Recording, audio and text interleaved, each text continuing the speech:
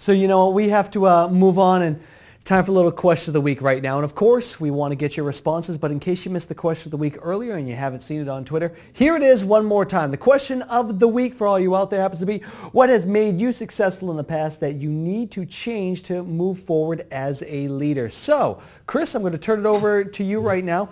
What are your thoughts on the question of the week? So one example was that in this article that Joe had found, an exceptional grocery store cashier, for example, will need a different set of skills to be a store manager as her career evolves. And those in computer repair have had to learn and unlearn a myriad of skills over the past 30 years to keep pace with the changes happening around them. So, I mean, it's not always just a question of, the things I did to get me there won't take me there. You're changing roles, the changing of the times and all that sort of thing.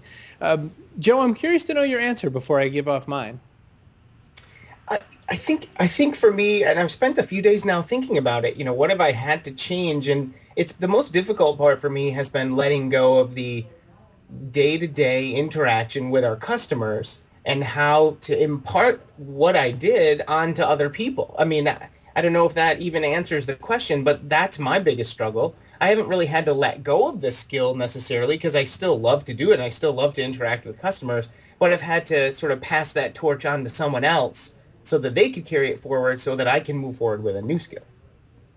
Yeah, I mean, that's certainly something to think about. It's funny, I was trying to think through my own, and before all this social media stuff, I went at one point working in the phone company, I had done work as a 411 operator. I mean, talk about a lame job, but I was one of the best at it. And so as a manager, what I learned how to do is how do I teach the shortcuts and tricks to the people that I learned as an operator, because I had this little window of opportunity where they didn't see me as a manager. They saw me as a guy who had come up from them, and I could pass that on. In what I'm doing with HBW, some of the stuff that I've had to let go of is I've had to sort of throw away a lot of my extraneous projects so that I can focus on the things that are going to really, help build business and really help build, the people who I hope to do business with business. And so one of the things I had to learn how to let go of was just because it seems like a great idea and just because I know I could execute it, I've had to stop executing these things. And so I've had to let go of that entrepreneurial feeling a little bit and work on seeing something through to a better goal and a better end. And that's been a really powerful and tough challenge for me. Who do you think in everyone's professional life, who's a good person to go to help snap you out of that or help you realize, all of us have people that we go to for, general business advice. We talked a lot about, I apologize for misplacing his name, the coaches that he used in every part of his business. Kind of person, what sort of person should we be looking for to help shake this out of us? Well, I mean, one of the things you might do is look for other business owners who are either peers in your community or competitors in other communities. And you can ask them, what did you do to get to that next step? And a lot of times I feel that people will tell you. I think it's so funny that everyone's like, oh my God, we're so competitive. But the real truth is if you're a car detailer in Portland, Maine, you're not going to have to worry about a car detailer in Madison, Wisconsin. You know what I mean? It doesn't matter. So why not teach your best skills? That's one way. Another way to do it is to really ask some peers from the neighborhood who are in other businesses that seem to be successful. One thing you'll find is you'll realize that a lot of people seem to be successful but aren't, and they're struggling just as bad and you didn't know it. And then the other thing you'll realize is that you'll say, here's where I was, here's where I intend to be, who could I find that would help me fill that goal and fill that gap? And that's what Harvey McKay, who was the name you were seeking out, that's what he does a whole lot. So I think that might be the way to go after that. Yeah, the competition part definitely plays a role, especially for, again, looking at our restaurant business, it's tough you've got lots of markets to choose from. So certainly I have peers in other markets that can help and networks like the one that we have inside Kitchen Table Companies where you have a huge varied group because someone who is an engineer or who owns a high-end bike store may have information that can help me as far as streamlining that process and letting go of those skills and passing them on. So it seems like we're saying, it really is about the network you've put around you. It's about that brainstorm group. What's the other word that mastermind? We use of a mastermind group? Yeah. It seems like it's a matter of surrounding yourself with the right and trusted resources. And there's nothing wrong with making a mistake too. You're going to learn pretty quickly. So.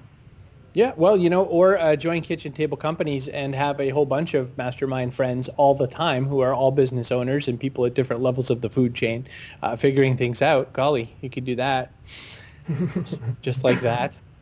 Tyler, do you have some tweets to go over from Question of the Week, or should we jump to about 3 minutes of kitchen table company stuff? Yeah, we've got about 3 different tweets from people out there, so I'll definitely love to read a couple of those right now and get your opinions on, get your thoughts. Remember, guys, utilize the hashtag KTCO. That's how you get involved with us. And this one coming from Wicked Neat and saying, question of the week, in times of growth, people have a hard time giving over details and focusing on big picture, even if it's why they got an administrator. So what do you think about that one, guys? I think it's certainly a very viable thing. I think that there's two sides to look at this. As an owner, you still have to keep your hands in the details because when you don't, you fall astray from how the mainstream is seeing what you're seeing. When you miss details, you don't stay as in tune to the kinds of things that are going to matter to your business. On the other side, you do have to build better process and better systems. And I myself certainly fall out of luck with that because, fear will hit me and I will think, oh no, I'm missing something. And so that just means a lack of systems. So I can answer those two different ways. Joe? We're touching on in my experience, the most difficult part. That balance is the most difficult and the most challenging part of growing businesses for me. It's that fine line between the details and the process. And that's been really kind of a recurring theme for today's show. Cool. Now, going back to what you guys were saying about, interesting comments, a really interesting one from Raul. He happened to jump up there, and his answer of the week, I should say, not just answer to the question of the week. It was the answer of the week, according to Raul. I love it, Raul. Giving away many services at no cost, thinking I'm creating better relationships with clients. What do you think about that one, Chris? Can you ever give away too much at a certain point? I've made a business out of giving away as much as I can, but then there is a point where you have to extract value. And where people get it wrong is they look to extract, they don't look anywhere to extract value, and they just think magically money will fall in.